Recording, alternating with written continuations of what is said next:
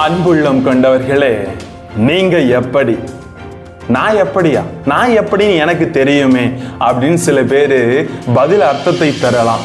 ஆனால் நீங்க எப்படி என்பதை சிந்திக்க வார்த்தை என்று அழைக்கிறது. உங்கள் சுமைகளை என்னிடம் கொடுத்து விடுங்கள், அவற்றை நான் எளிதாக மாற்றுகிறேன், என்னிடம் வாருங்கள், என்னிடம் கற்றுக்கொள்ளுங்கள் என்று ஆண்டவர் இன்று ஒரு அழைப்பு தருகிறார். நீங்க எப்படிப்பட்டவர்கள் என்பதன் உண்மை தன்மை என்று வார்த்தை விளக்கி கூறுகிறது. வாங்க வார்த்தையோடு ஒரு பயணம் செய்து பார்ப்போம். Praise the Lord. இயேசுவுக்கே புகழ், இயேசுவுக்கே நன்றி. இறைவனின் அருட்கரமும் இறை ஆசீரும் இனிமையான உங்களை முழுமையாக வழிநடத்த உங்களை நான் வாழ்த்துகிறேன்.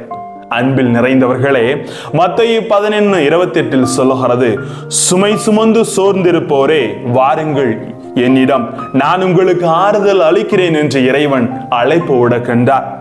வாழ்க்கையில் கவலைகள் மிக அதிகமான அளவில் பெருகி கொண்டிருக்கிறது. இதுதான் இன்றைய யதார்த்த நிலையாக இருக்கிறது. ஆனால் நீங்கள் எப்படி என்ற உணர்வை இன்றைய வார்த்தையின் மைய கருத்தாக வைத்து சற்று நாம் சீர்தூக்கி பார்ப்போம்.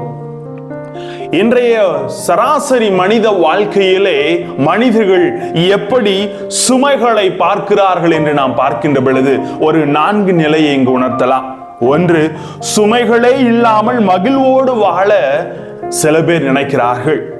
சுமைகளை கண்டு புலம்பி அதை ஏற்காமல் வாழ்பவர்களும் சில பேர்.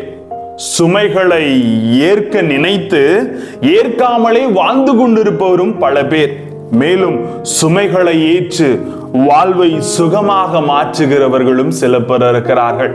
இப்படி சுமைகளை ஒவ்வொரு கண்ணோட்டத்திலும் ஒரு மனிதனின் நிலையானது சிந்தித்துக் கொண்டிருக்கிறது அன்பார்ந்தவர்களே. ஆனா நீங்க எப்படி? இந்த 4 நிலையில் நீங்கள் எப்படி இருக்கிறீர்கள் என்பதைத்தான் இயேசு ஒரு அழைப்பு விடுத்து நம்மை நோக்கி ஒரு கேள்வி எழுப்புகிறார். மேலும் ஒரு மனிதன் 4 விதமான சுமைகளை தனது அன்றாட வாழ்விலை அவன் சுமந்து கொண்டிருக்கிறான். இதுதான் யதார்த்த உண்மை என்று வார்த்தை கற்றுத்தருகிறது.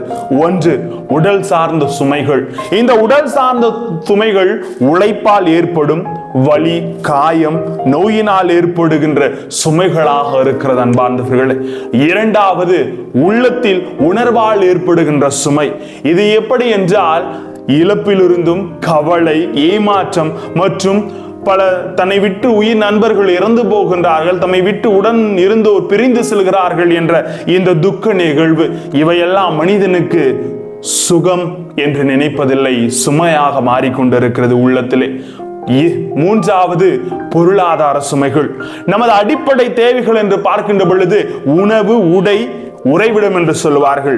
இதற்கு இடையில் மனிதன் வேலையின்மையினாலும் கடன் தொல்லையினாலும் பொருளாதார வளர்ச்சி இல்லாத காரணத்தினாலும் பணம் இல்லாதனாலும் இந்த 3 சராசரி நிலைகள் அவனுக்கு கிடைக்காதனால் அவனுக்கு பொருளாதார சுமை ஏற்படுகிறது.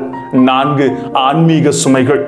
நாம் செய்யும் பாவங்களால் இறைவனை விட்டு பிரிந்து சென்று விடுகின்ற நிலை ஏற்படுகின்ற பொழுது மனிதன் முழுமையாக சுமைக்கு உட்படுத்தப்படுகிறான். ஆகையால் தான் இயேசுவின் உள்ளம் என்று அழகாக ஒரு அழைப்பை தருகிறது. மத்தேயு 11:29 சொல்வது போல, நான் கனிவும் மனத்தாழ்மையும் உடையவன் என்று சொல்லுகிறார். அது எப்படி என்று பார்க்கின்ற பொழுது அவர் கனிவான கரங்கள் என்று நமது சுமைகளை தாங்கிக் கொண்டு அழைப்பு விடுகிறது அன்பார்ந்தவர்களே.